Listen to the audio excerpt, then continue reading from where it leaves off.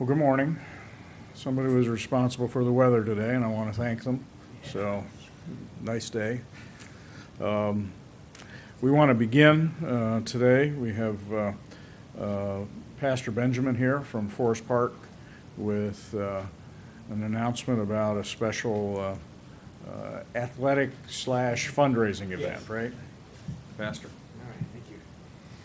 I want to wish everybody happy Easter and say thank you all for paying attention to this. We have a 5K at Forest Park Church on April the 9th at 9 a.m. You can sign up now through our website at fpumchurch.org.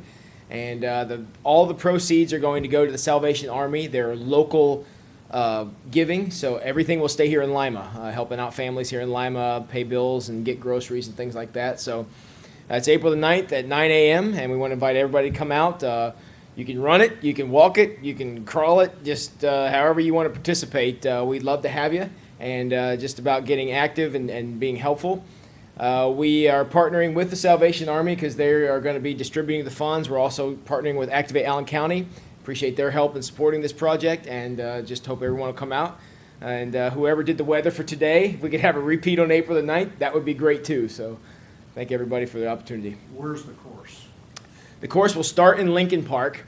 We'll go down Shawnee to Market Street, and then we'll go across to Schoonover Park. We'll go around Schoonover Lake, and then come back down to Collins Avenue to Forest Park up that direction.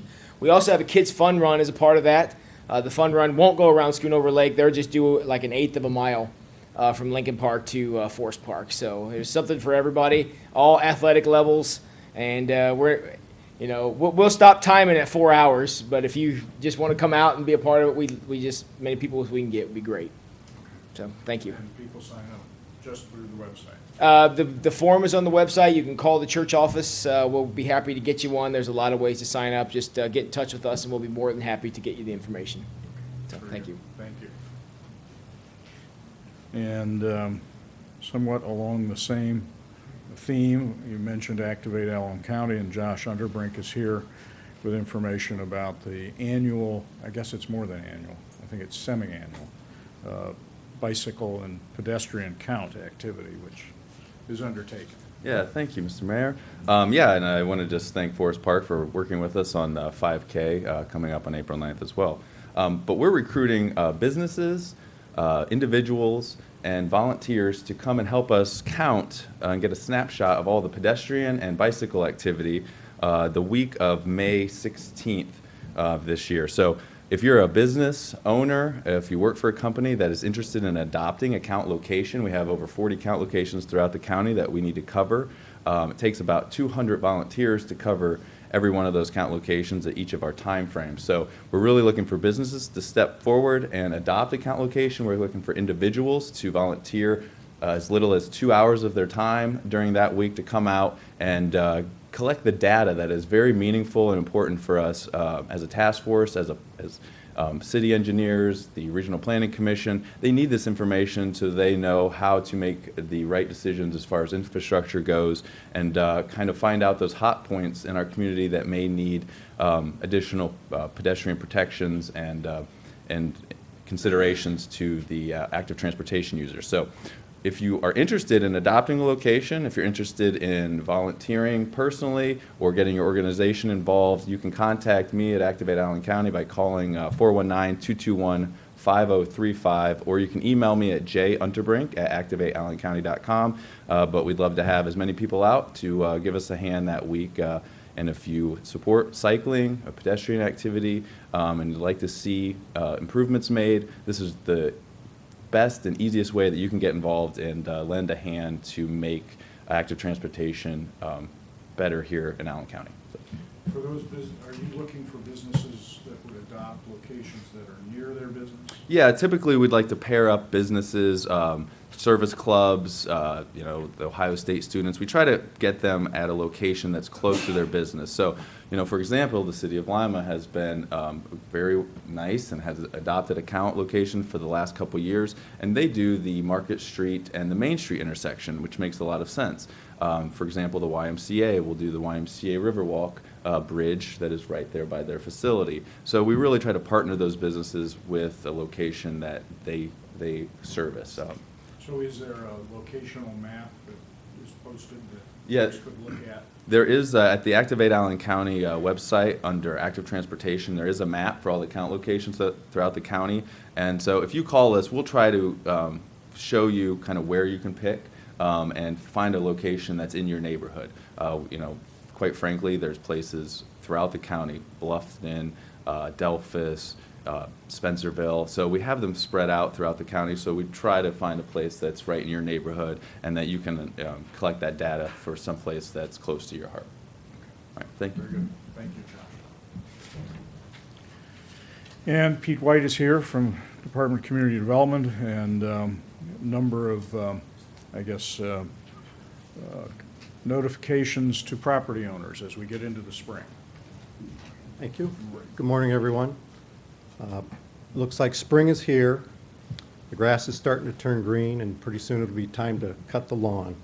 So that's an indication every time this year for the property maintenance inspectors to begin posting our specified parcels. Each December, we put out a bid for mowing for approximately 600 parcels that we're going to maintain between April 1st and October 31st. So once spring hits, we place a legal notice in the Lima News. Looks similar to this. This year, we had 521 properties on this notice, and it will be available on the city's website, on the community development page under property maintenance. It'll take us about another week before we can get that on there.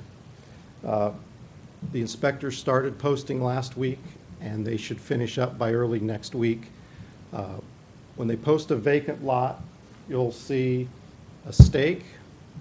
There'll be a copy of the legal notice, and on the back is a map, location for the property, and there'll either be a parcel number or an address. When there's a structure, we just put the legal notice with the map page on there.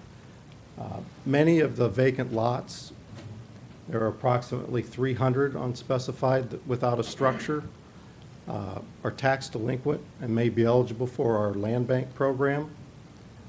If you are interested, I would suggest you look on the community development page of the city's website under land bank, and there are some rules and guidelines and qualifications there. If you think you qualify, you can submit an application or call the number there and ask questions. Also, beginning April 4th, our seasonal vehicle code enforcement officer will start work again. It's Bob Hamill.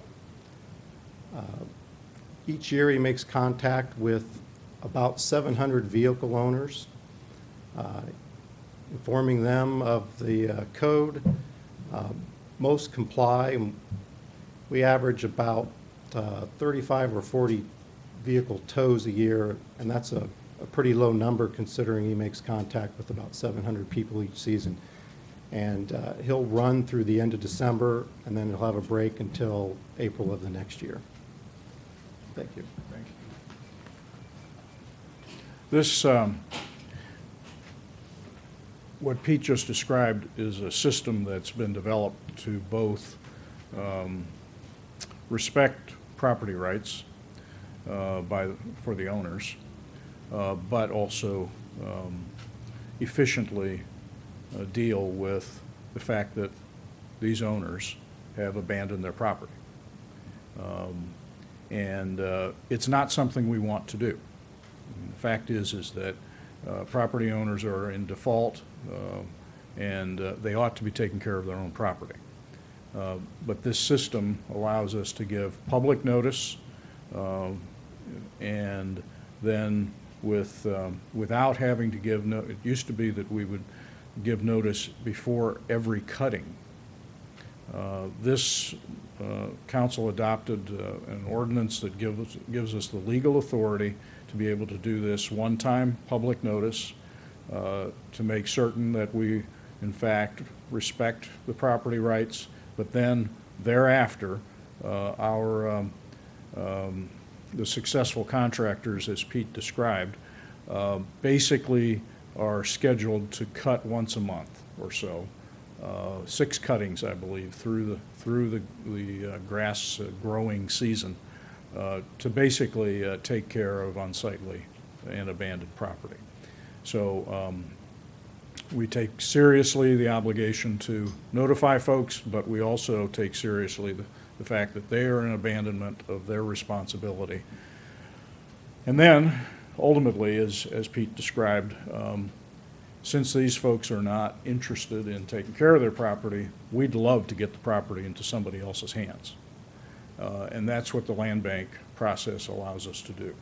And so anybody that has one of these signs in front of the yard, it's also a notice to their adjacent property owners that these properties are abandoned.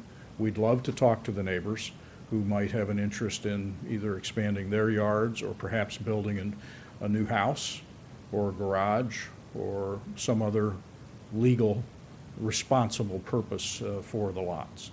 And contact regarding the land bank should be made with Mr. White.